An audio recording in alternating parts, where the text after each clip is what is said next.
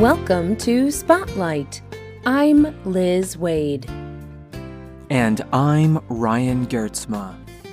Spotlight uses a special English method of broadcasting.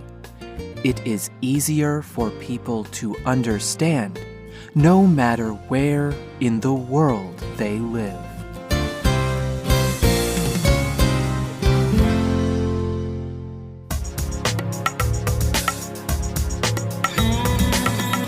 In 1981, the town of Bell, Oklahoma, was dying. Many of the buildings were old and ruined. There was no running water. People had to carry water from the school to their homes. This made life very difficult. Many people were leaving the town. No one thought they could make a good life in Bell. Then something changed. A woman named Wilma Mankiller arrived. She encouraged them to work together. The main need in Bell was water.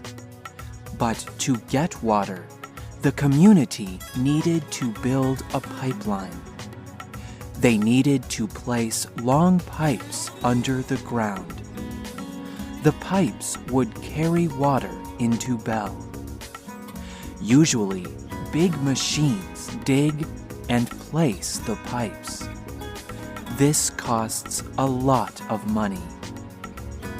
Instead, Mankiller encouraged people to dig the pipeline themselves. Local people helped to dig. They carried pipes. After 8 months, they had running water. But they had more than this. They had pride in their community. And they continued to do more community projects. This was just one of Wilma Mankiller's projects. Wilma Mankiller did many wonderful things in her life. She even became the leader or chief of the Cherokee Nation. Today's spotlight is on Chief Wilma Mankiller. The Cherokee are the largest tribe of Native people in the United States. In 2010, there were over 300,000 Cherokee people in the U.S. They have their own government called the Cherokee Nation. Wilma Mankiller's father was Cherokee. Her mother was from Europe. Wilma was born in 1945. She grew up in Tahlequah, Oklahoma, in the United States. Most of the people who live in this area are Cherokee. The Mankiller family lived here until Wilma was 11 years old. At that time, the U.S. government had a new program for Native American people. They offered them jobs in the cities. The Mankiller family moved to California. There, Wilma Mankiller got married and had 2 daughters. But life in California was difficult. The living conditions were not very good. In 1969, Mankiller saw student groups protesting the government. They hoped to change government policies. Her family also got involved. This changed her life. In a speech at Sweetbriar College, Mankiller told how this changed her life. From that point on, I became very, very interested. I learned skills because I wanted to help my own people. So I learned how to organize things. I learned how to do paralegal work. People encouraged me to go to college. Mankiller went back to school. During this time, her marriage ended, and she decided to move back to her hometown of Tahlequah. In Tahlequah, Mankiller got a job in the Cherokee Nation government offices. Her job was to organize and direct community development projects with Cherokee communities. The Bell Water Pipeline was one of Mankiller's projects. It was one of the many projects that demonstrated her skill for community work. She reminded the people of the Cherokee value of self-help. Mankiller talked to the Native New Network about this. She said that she felt that leadership was an important issue. Many people did not believe that Cherokee people or poor people could be strong leaders. She believed that Cherokee people could be their own leaders, and she believed that they could solve their own problems. During the Bell Water Project, Mankiller met a man named Charlie Soap. A few years later, they were married. Soap encouraged her to keep using her skills to help the Cherokee people. Mankiller had a new opportunity to do this in 1983. She was asked to run for election as the Deputy Principal Chief. This was the second leader of the Cherokee Nation.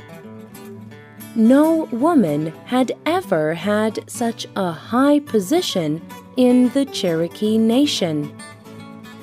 Mankiller wrote about these experiences in a book about her life. I remember a man standing up in a meeting and telling me, "All the tribes will laugh at the Cherokee Nation if we elect a woman." There were many people against me, but I was elected to serve a 4-year term as the first female Deputy Principal Chief in Cherokee history. I thought this was the highest place I would reach in tribal government.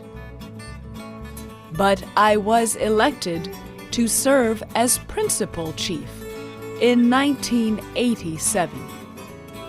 I was the first woman to hold that position. And I was re-elected again in 1991. Mankiller served as the Principal Chief for 10 years.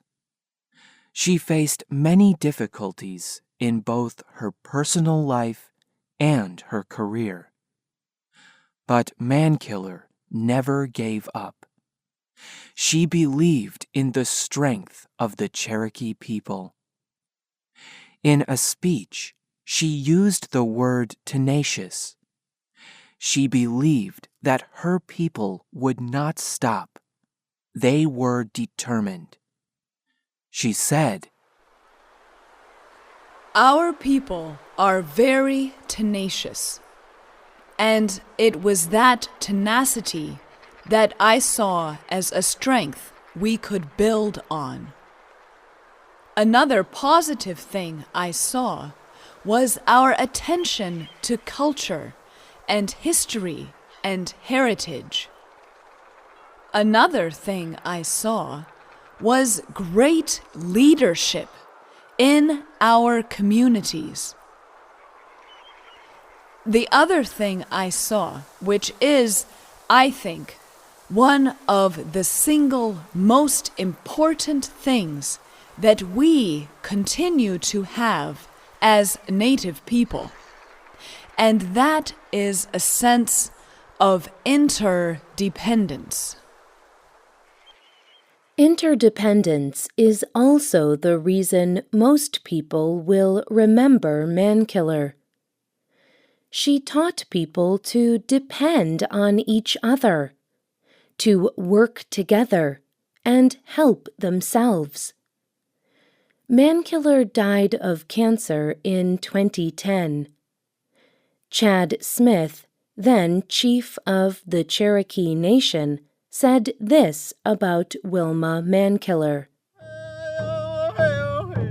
We are better people and a stronger tribal nation because of her example of Cherokee leadership, humility, grace, determination, and decisiveness.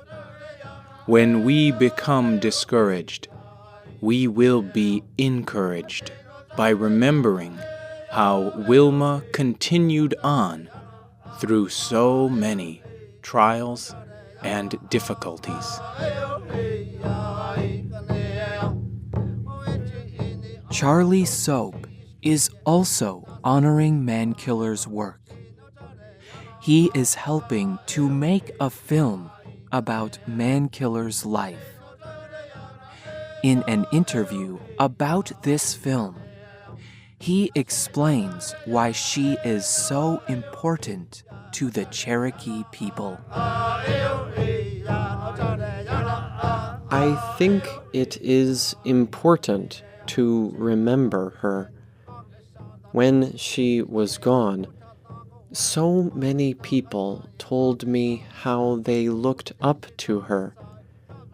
They told me that she made them believe. If she can do it, we can too. It is a powerful feeling that she has left with us. And plenty of people tell me that they still feel her spirit here today.